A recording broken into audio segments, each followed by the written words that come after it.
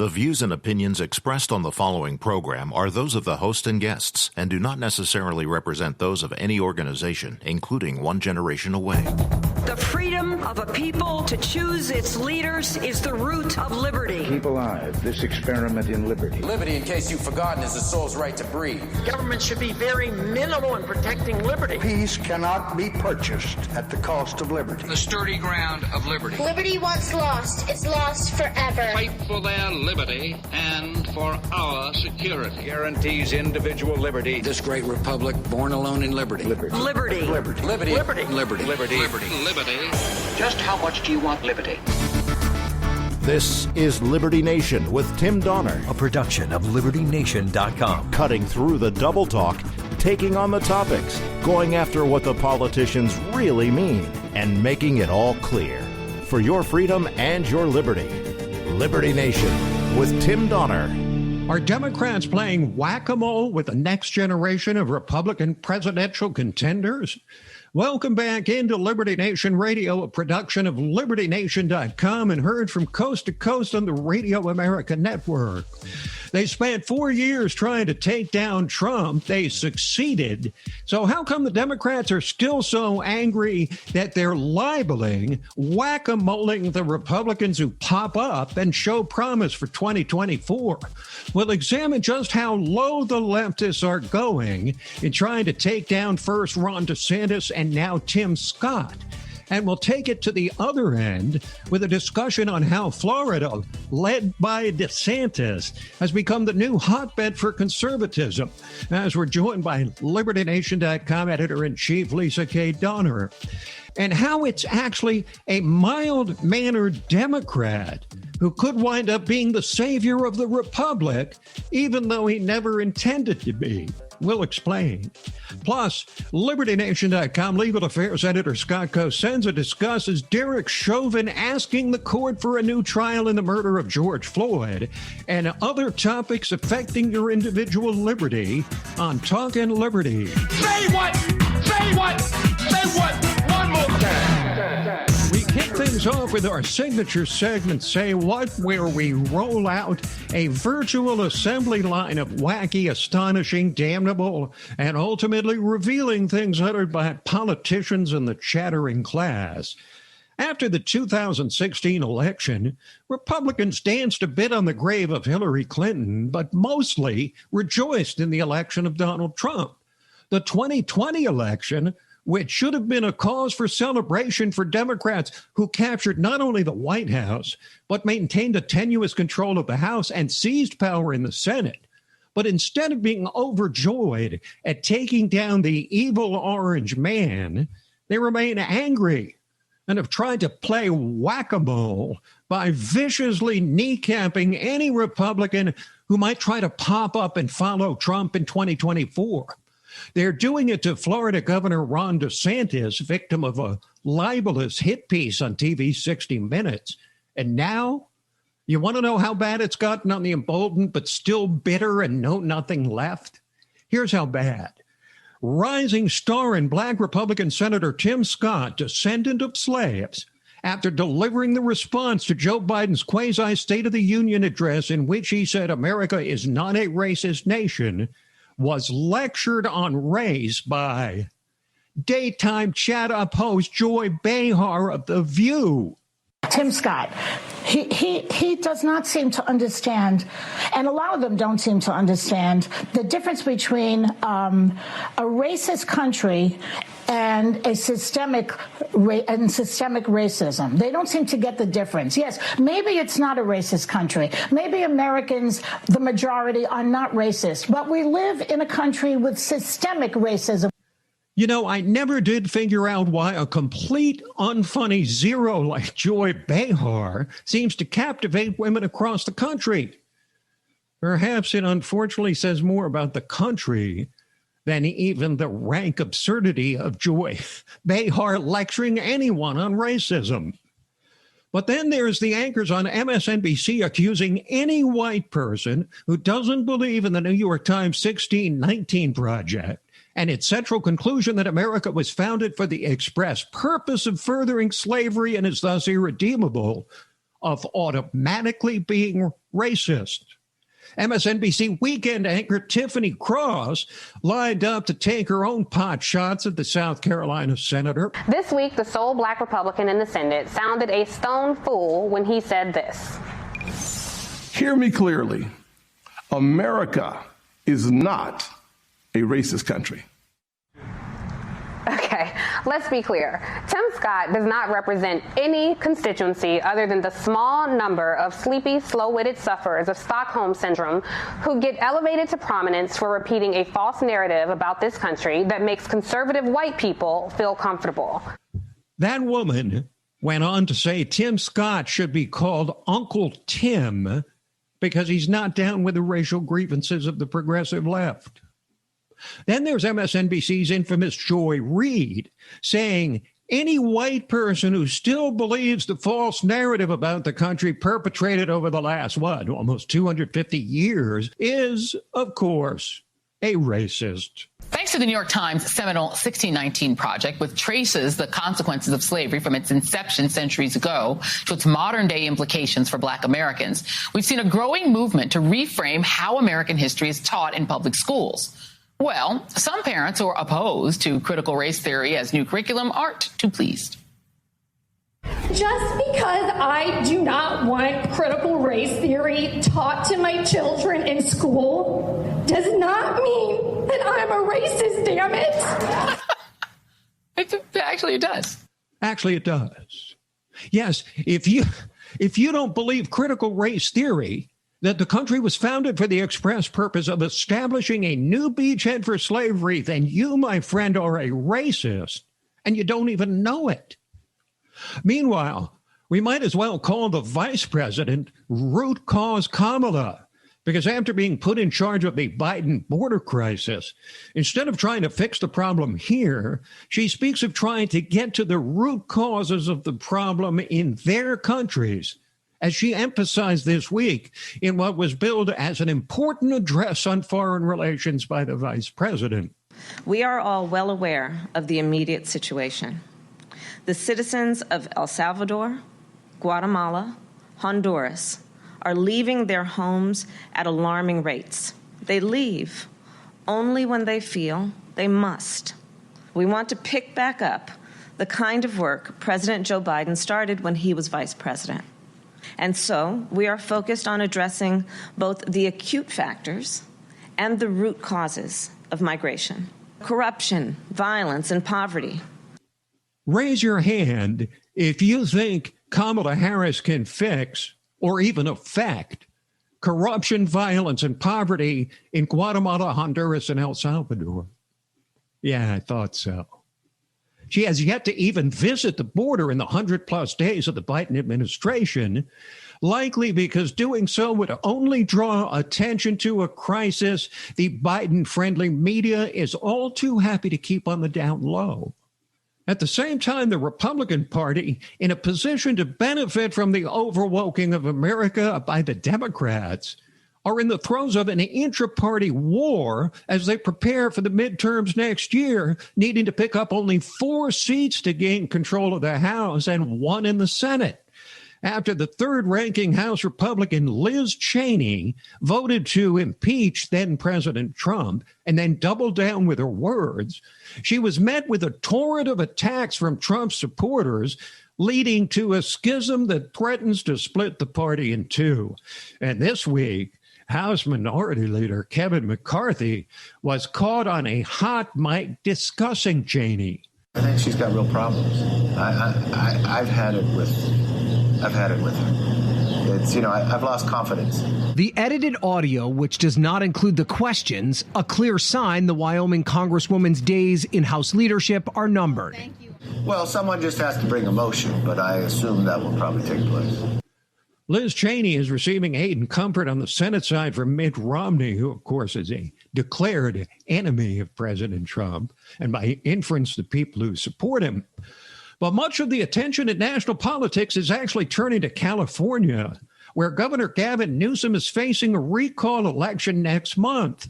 A number of Republicans are lined up to try and take his place. And the most intriguing of all has to be Caitlyn Jenner, The famed former man and one-time Olympic decathlon champion running as, of all things, a transgender conservative who released her first campaign ad this week decrying the state of things in California. We had what everyone else wanted. The American dream grew up here.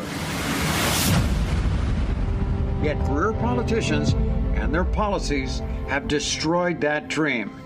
It's been locked away, closed, shuttered, left in the dark, burned down. The government is now involved in every part of our lives.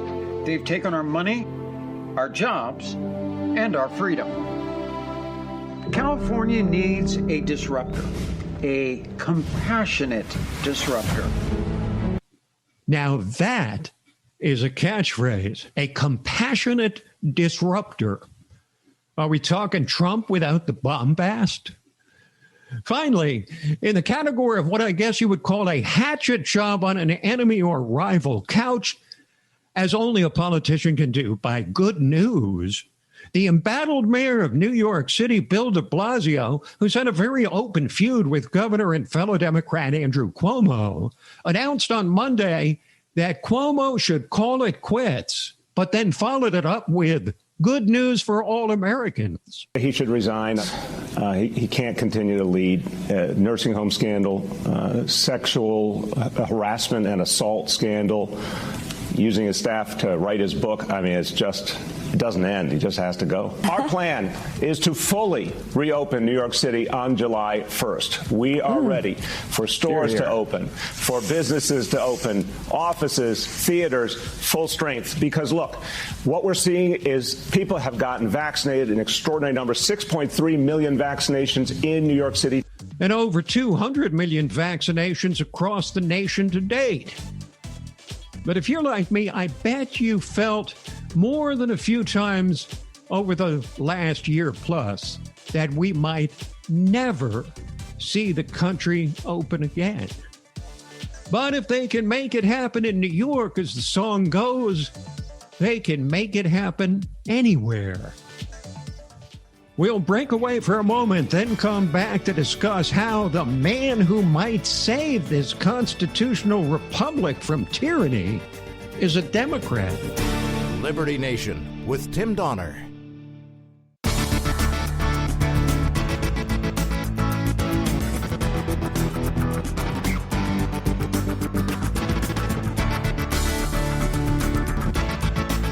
We believe that all men are entitled to the blessings of liberty. This is Liberty Nation with Tim Donner. Could it be that the man who will save this constitutional republic from the slings and arrows of the ascendant collectivists intent on mangling the U.S. Constitution beyond recognition is, gasp, a Democrat? You could be excused for expressing incredulity at that thought, given that it is the Democratic Party which has threatened or promised to mow down so many basic constitutional guardrails. Given their druthers, the party of Joe Biden, Nancy Pelosi, and Chuck Schumer would turn territories into states to assure a virtually permanent Senate majority, transform the Supreme Court from an independent judiciary into a mere rubber stamp for the party in power, and abolish the one long-standing rule which protects the political minority from being steamrolled by the majority. They place limits on free speech, pass onerous new gun control laws, and ran through a full-on Green New Deal. And the list of less prominent woke initiatives goes on and on. Fortunately for conservatives of all stripes, though, it appears that the Democrats have a skunk at their garden party. His name is Joe Manchin, senator from West Virginia, who's fast becoming the bane of the left's existence. This near-extinct Democrat dinosaur, something resembling a conservative, representing a state won overwhelmingly by Trump twice, claims he will draw a line in the sand and refuse to cast the 50th vote in favor of virtually any of the left's third rail agenda. In arguably the most partisan Congress in our lifetime, Manchin's vote alone will prevent Vice President Kamala Harris from breaking ties and sending bills onto the White House for the pro forma signature of President Biden.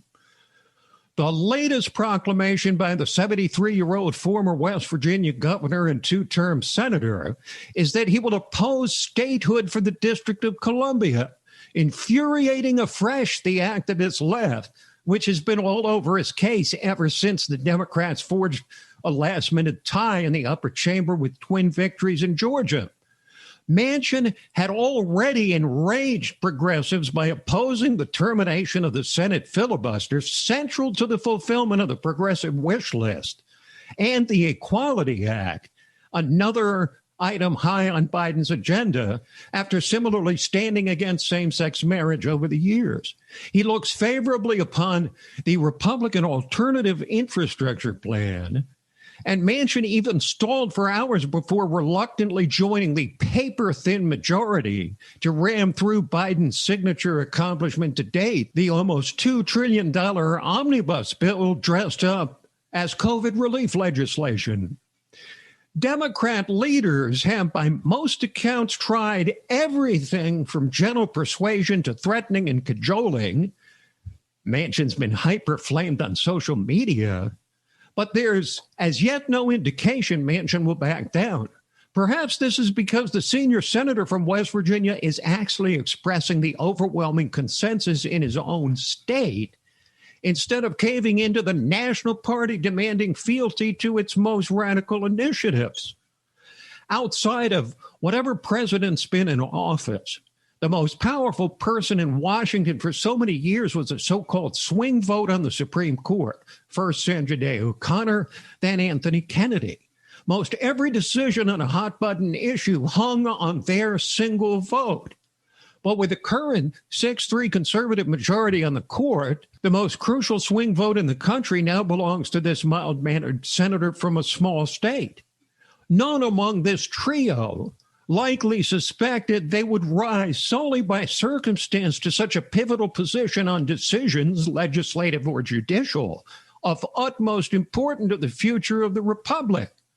Manchin said in a recent article in USA Today that he never sought this kind of power and doesn't exactly savor it.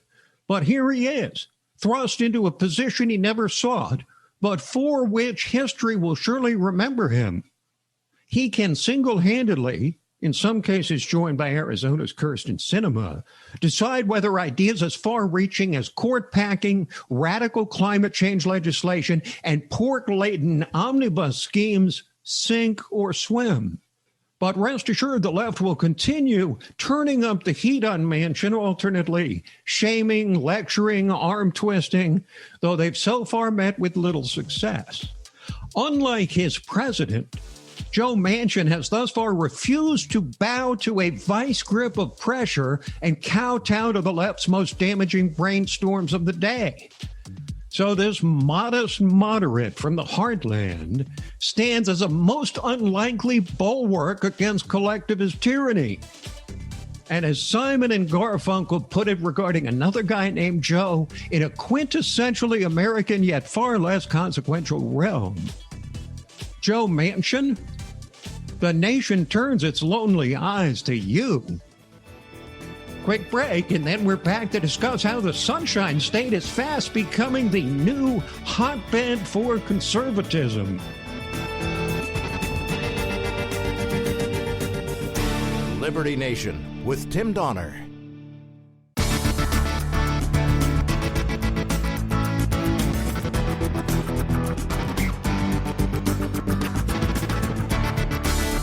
Far more important than my political future and far more important than yours, the well-being of our country.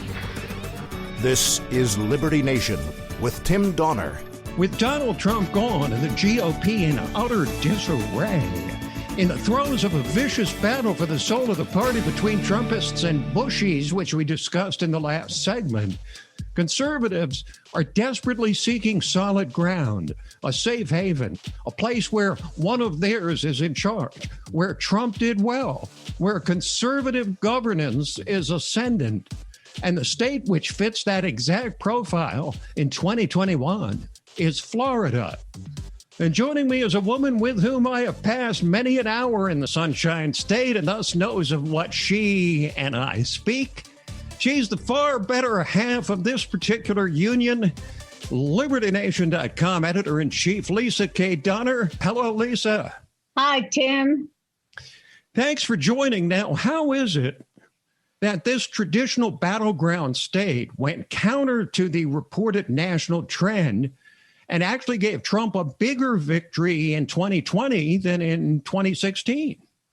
Well, I think DeSantis had quite a bit to do with it. I mean, well, first of all, they changed their election laws a while back, and that helped. But, you know, I think Floridians were feeling pretty good going into November, despite the pandemic, where a lot of other states, you know, they were locked down, et cetera, and they were getting the message that Trump wasn't doing a good job. Well, in Florida, things I think were a little bit freer and easier.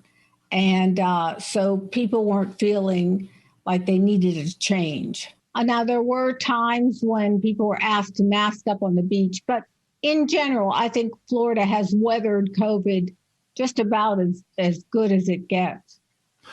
So is Florida's conservative turn due mostly to Trump and DeSantis, do you think? Or do you sense the transformation is more permanent in that state? Well, there's a lot going on in that state right now. As I talked about in my article that Florida is sizzling hot on LibertyNation.com, we have a situation where the real estate market is just going through the roof. I mean, you can't even get your property on a multi-list, and it's gone, and people are overbidding the asking price. So, you know, Florida, people are moving to Florida. Now, Florida didn't have a big tourism this year, but the people who went liked what they saw. You had a chance for an up-close and personal with then candidate Ron DeSantis in 2018. Does it seem as clear to you as to me that DeSantis thinks himself the next coming of Donald Trump? Well, it's interesting you mentioned that because DeSantis was the keynote speaker at the Heritage President's Club leadership dinner weekend. Anyway, he was the keynote speaker, and he really brought down the house. People were impressed with him. I don't think it's a surprise that DeSantis has elevated to the point where he is right now. I think he's been thinking about it for a long time, doing all the right things, shaking hands with all the right people, and his chickens are coming home to roost. Well, so then there's a question going forward about trying to unite a balkanized party. Do you see DeSantis as someone who can play ball with party regulars enough to make him more palatable to establishment types than Donald Trump? Well, I think he is very palatable to those types, which is why he is really working hard to position himself as a America First candidate. He really wants those Trumpists. Now, Disney World, perhaps the most famous and popular landmark in Florida, says it will override Governor DeSantis' orders and continue to require COVID protocols. Now, does this make DeSantis look better or worse, do you think, with the national spotlight suddenly shining on him as an outspoken Trump supporter with a Trump-like agenda? No, I don't think so, Tim, because businesses have the right to do what they want to do. Publix is asking people, that's the big supermarket chain in Florida, they're asking people to still wear masks. So they have a right to do that. But look, Disney World is going strong because of Ron DeSantis.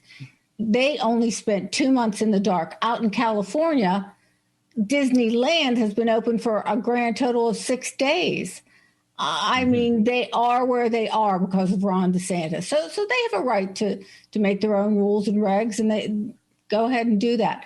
But, you know, they've been making money all this time while Disneyland out in California has been starving because of Ron DeSantis. Okay, so Leesa, let's go to your article now on Donald Trump, who recently floated a Trump-DeSantis ticket and his plans for 2024. 2 words in your article struck me. He's in. Why did you write that? Well, this was based on a interview he did with Candace Owens. And, he said, now is not the right time, but I think my supporters are going to be very, very, very happy. Well, that's code for I'm going to run for office. Now things could change between now and then. Things could happen, but he sounded like a man who was ready to saddle up again. Okay, so Lisa, let's go to your article now on Donald Trump, who recently floated a Trump-DeSantis ticket and his plans for 2024. 2 words in your article struck me. He's in. Why did you write that? Well, this was based on a interview he did with Candace Owens. And, he said, now is not the right time, but I think my supporters are going to be very, very, very happy. Well, that's code for I'm going to run for office. Now things could change between now and then. Things could happen, but he sounded like a man who was ready to saddle up again. If he runs, can he win a second term? In many ways, DeSantis proves to be the better candidate because he's, I think, more palatable to the Republicans in name only, the Mitt Romneys, the Bushies. But I just don't think DeSantis can go up against Trump. Nobody wants to. Nikki Haley said she wouldn't go up against Trump. Marco Rubio said he was sort of interested. But, Trump is the 200-pound gorilla. He still has a lot of supporters. And I think it would be very hard to run against him. Thank you, Lisa. Thanks, Tim. Thanks for having me on Liberty Nation Radio. Lisa K. Dunner, editor-in-chief of LibertyNation.com. Quick break, and then we're back with Talkin' Liberty. Stay ahead of the curve with LibertyNation.com. With one click, you get tomorrow's news today with LNTV's Hot Topics and Analysis, Liberty Nation Radio, The Uprising and Rabbit Hole podcasts, and dozens of insightful original articles. And now, you can keep your kids ahead of the curve with LNGenZ.com. LN Gen Z brings a free-thinking education right into your home for students of every grade level with articles, videos, worksheets, and ready-to-go curriculum. While the media establishment giants are sleeping, you can stay ahead of the curve with LibertyNation.com and get tomorrow's news today. LibertyNation.com. Where can you find honest political commentary with sobering analysis, accountability, deconstructing threats to our liberty, and boldly reporting the truth?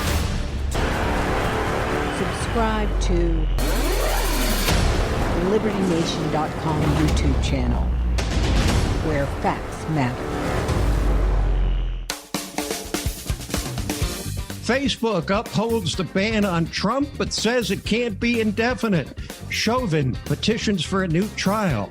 And the U.S. planning to ban menthol cigarettes. Those among the stories we're covering this week as we fly into Talkin' Liberty with our regular contributor, constitutional lawyer, LibertyNation.com, legal affairs editor, and the man you've come to know as our guardian of individual liberty, Scott D. Cosenza. Hello, Scott. Hi, Tim. Thank you very much. Well, you are welcome, as always, now. The Facebook Oversight Board has upheld the ban on Trump that happened a while back, but it says it can't be indefinite. There was an article on LibertyNation.com saying that basically it was a loss for Trump, but a loss for Facebook as well. Would you agree with that? You know, they have so many people who work at the company, Tim, who might quit and leave, and they might lose half their workforce if they granted Trump's account back. So I don't know how woke it actually is over there. So tell us about the Oversight Board. Tim, the reason why I wanted to cover it is because I had seen so much other coverage throughout the week that discussed the story like there was some kind of genuine court involved, like there was the right to due process, for instance, for Donald Trump, like evidentiary rules would be upheld or something like that. And that is nothing close to the truth. This is just a Facebook derived body that can do whatever they want. They don't have to apply any rules. There's no appeals. It's just absolutely just as easy as saying Mark Zuckerberg's decision. It happens to be farmed out to a few other people. But I just wanted to make sure that everybody knew that the notion that this was somehow like an independent Facebook court where Donald Trump could go and like have a fair hearing about his post is absolutely absurd. But the left is upset that the ban wasn't made permanent. Tim, it's an outrage that white supremacists like Donald Trump. No, yeah, I mean, of course they are. They are neo-fascists or just fascists, I guess. Pick your group to ally with when you want to crush the free speech of others. They have justification for that it's hate speech or otherwise. But every censor justifies their censorious desires in the good. You know, they don't say they have nefarious motives for banning the speech of others. So Derek Chauvin is petitioning for a new trial for the murder of George Floyd. What are his chances and what's it based on? So we've talked a lot about throughout Liberty Nation properties, including, I think, the radio show and the podcast, The Uprising, and on print about juror number 52, Mr. Brandon Mitchell, who's been on a media tour discussing incidents around the trial and his deliberations. Some of the appeal is based on that, Tim, but some of it, or most of it, I should say, is based on other matters that were already out there in terms of Mr. Chauvin. He being Mr. Eric Nelson, his attorney, alleges that he didn't receive a fair trial due to, for instance, the pretrial publicity, the lack of sequestration, which only took place after all the arguments were over, not moving the trial, and other matters. I think there were 10 plus all in that weren't counting juror number 52's revelations that Mr. Nelson thought gave rise to a new trial. And also, Tim added the count that even if one of those alone didn't meet the burden for requiring this kind of relief, the sum total of all the impositions on Mr. Chauvin's rights, that they've all kind of death by 1,000 cuts, if you will, that's one of the arguments that he should get a new trial. So what are the chances he gets one? Well, this is not a great I'm not a great odds maker here in this instance, Tim, but it is far better than zero. This is not a pie in the sky shot. It's also far from a gimme. I would say let's call it 20% chance. Well, Scott, as someone who grew up enjoying, among others, the wonders of Newport cigarettes, I had my little run with menthol cigarettes back in the day and was startled to learn that the U.S. is now set to ban menthol cigarettes. You know, Tim, we talked about this a couple of years ago when the then FDA commissioner, I think it was Scott Gottlieb was his name, was saying that he was going to ban all flavored e-vape solutions.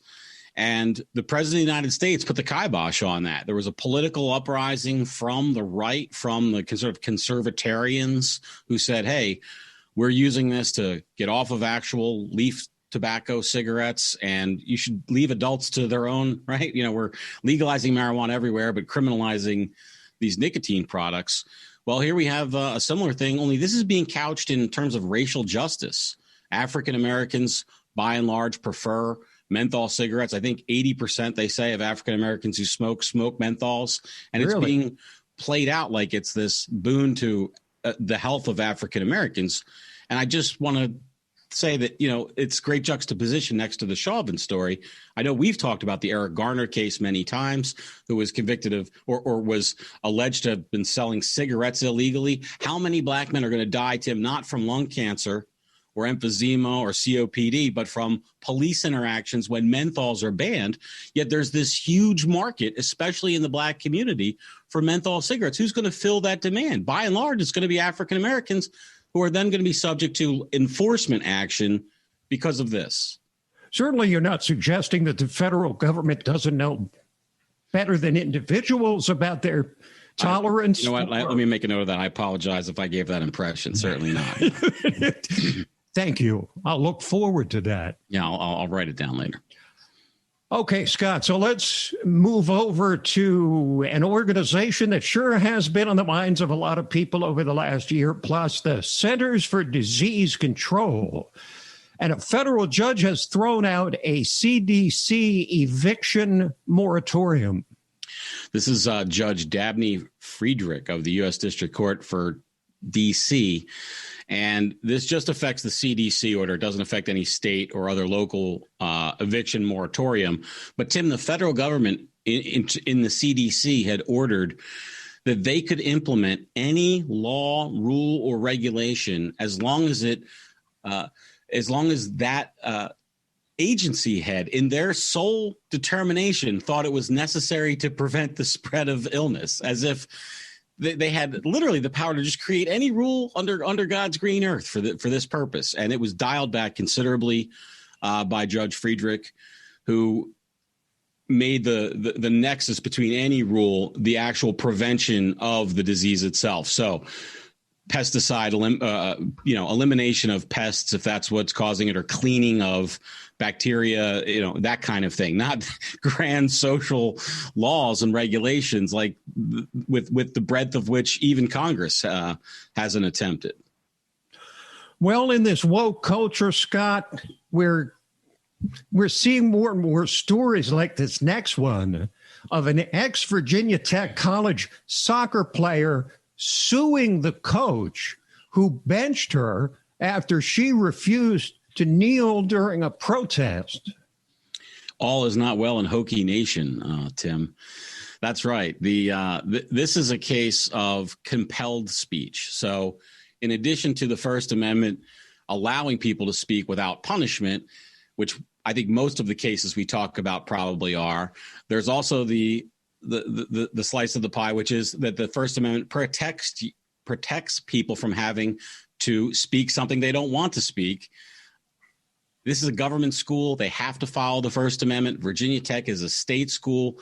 Kirsten Henning refused to kneel in celebration of the Black Lives Matter movement, and she was benched and then basically run off the team, is her allegation in court. And I think we're going to see more First Amendment challenges to this sort of thing as it becomes more sort of part of society, this sort of required genuflecting.